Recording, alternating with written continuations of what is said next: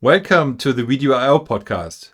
My name is Dirk Hildebrand, and in this technology channel we are talking about video technology for broadcast and OTT. In the second episode, here I'm talking about capturing and intermediate formats, and I'm explaining why we have to replace XDCAM HD 422. Now we start.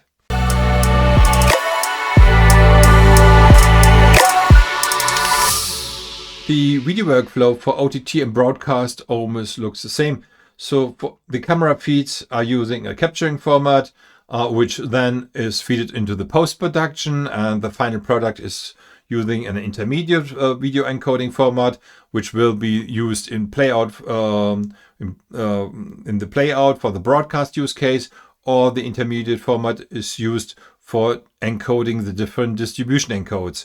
And for when we are talking about picture quality, normally we only have emphasis on this last step.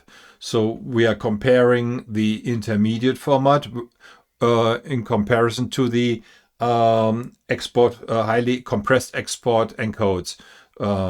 Here we are using VMAP, PSNR, and so on and so on. But to have really an overview about the real video resolution of a distribution channel, we should have a look also into the used intermediate and capturing formats, so from glass to glass. And now we will discuss a couple of these intermediate and capturing formats.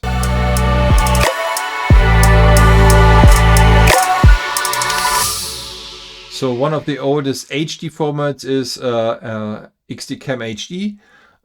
Here we have a full HD pixel count, but used in the interlaced version most of the time, and it's using MPEG 2.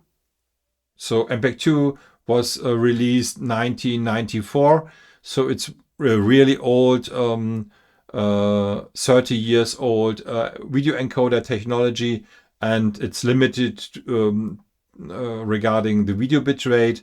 And for modern HD playouts, it's still used today, but at least this has to be changed. And this has to be changed because we no longer should use MPEG 2. It's old. It's not as efficient. It's really bringing down the video quality. And as we learned, everything is very important in the whole video workflow. So we have to care about video quality in the intermediate, in the capturing formats. And there are newer technologies like AVC Intra. At least it's MPEG 4, and also, I saw a lot of ProRes material for the intermediate format, and for feature films, for example, IMF is used with a lossy JPEG 2000 encoding. So there are different intermediate formats, there are different capturing formats, but the bottom line is, we have to think about moving away from XDCAM HD. So at least for HD, for UHD already, I think AVC Intra is used, but we have to rethink these formats. We should have an eye on really the picture quality in the capturing and in the intermediate step of video workflow.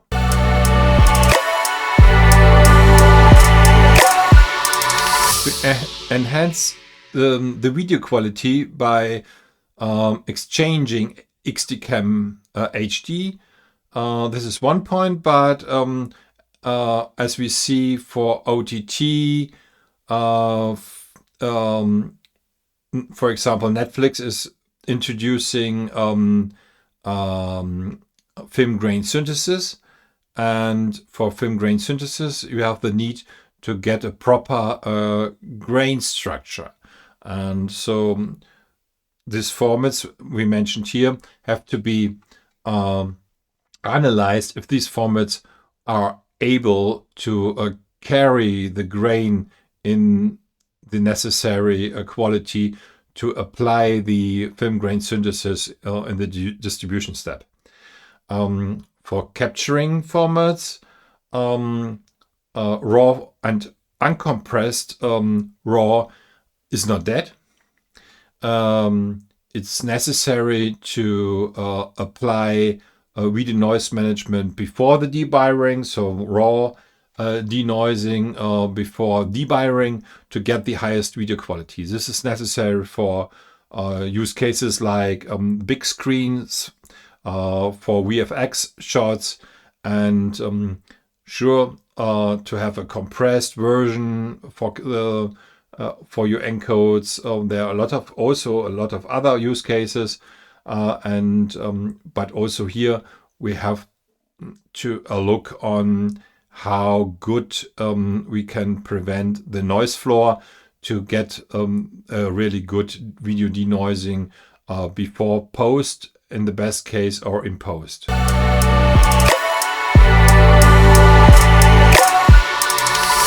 On one hand, we are aware that MPEG-2 is an old video compression technology, and XDCAM HD has to be replaced to get a higher video resolution in your distribution encodes.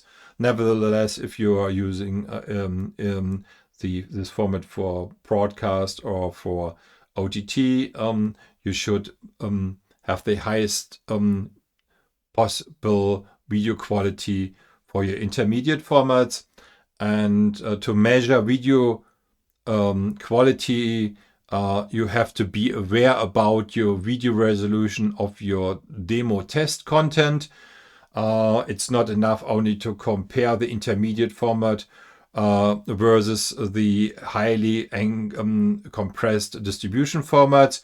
You have to be aware about the video resolution beforehand, so that you have a special amount of content which has the highest possible video resolution. For example, for UHD, you can say you need at least 10% of your test content has to be reach 3.5K horizontal for UHD.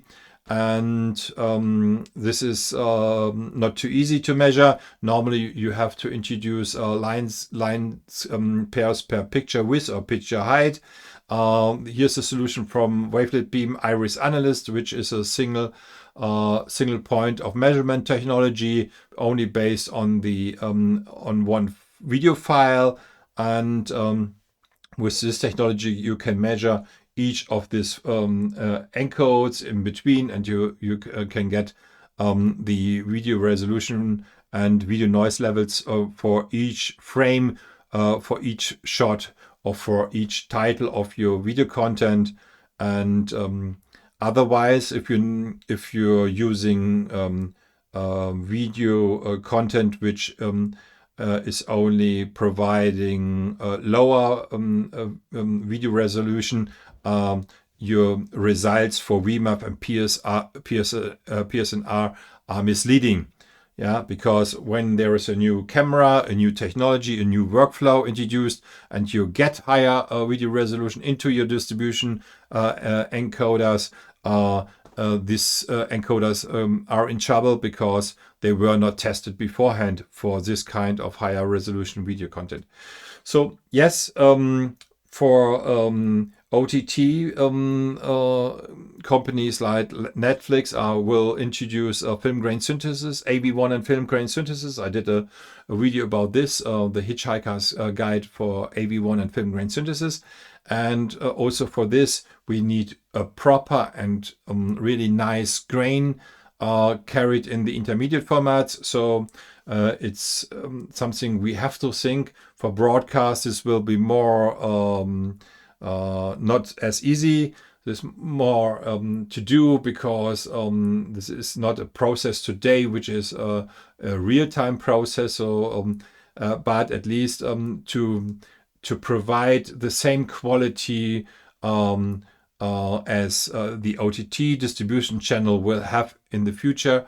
Also, the broadcast workflows have to be adapted for better picture quality and for thinking about offline processing of the grain for feature films.